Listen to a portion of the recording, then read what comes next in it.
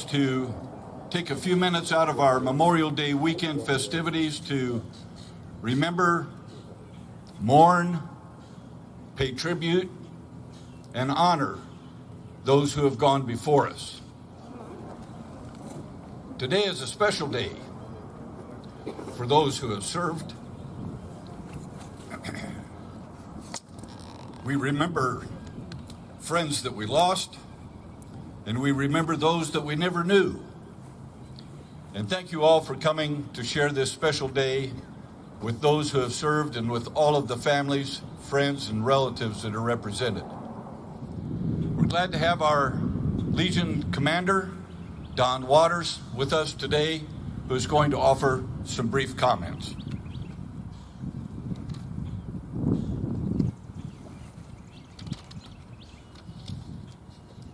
Good morning, everyone. Thank you for attending today's ceremony. Thank you for being here and honoring the hundreds of military veterans from the Crisfield area who have served our nation in times of crisis during these past 100 years.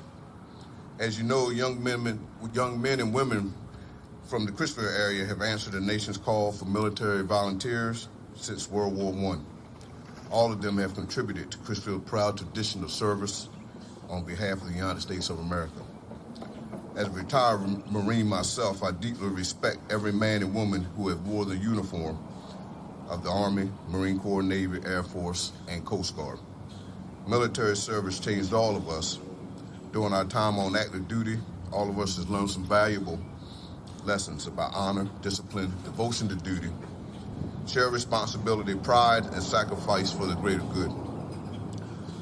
All the men and women who lie beneath this ground in this cemetery learned those same lessons. Some of them never returned from the military service.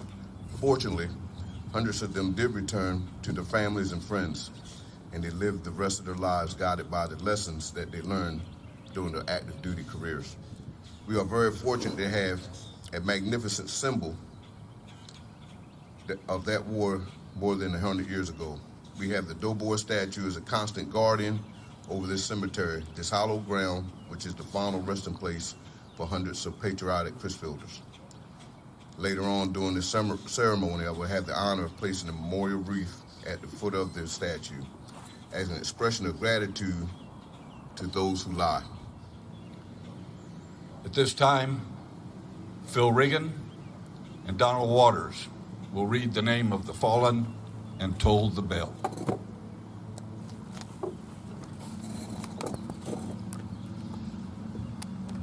Thank you, Terry.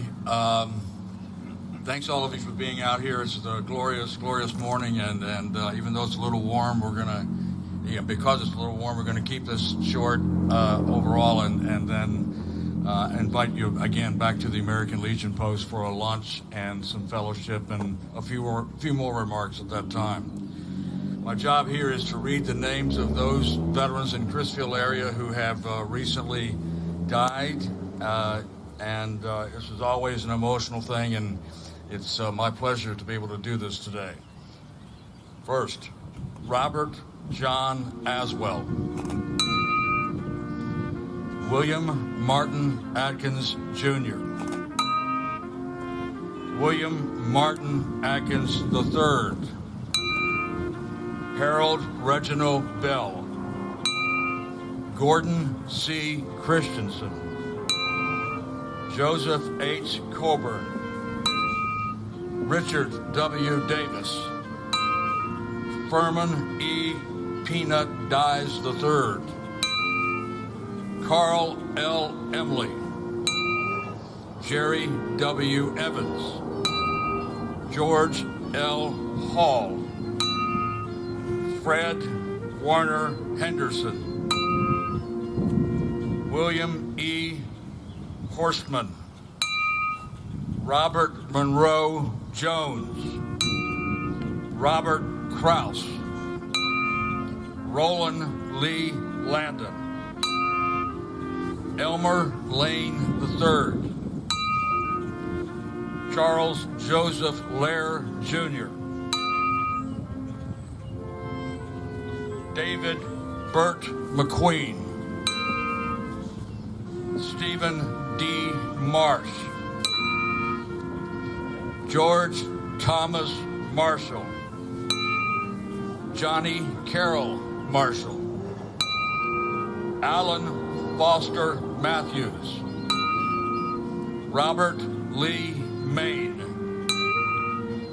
Robert Ronald Morose, Richard Denny Scott, Andrew J. Smith, Kevin Daniel Sukup, M. William Bill Ward.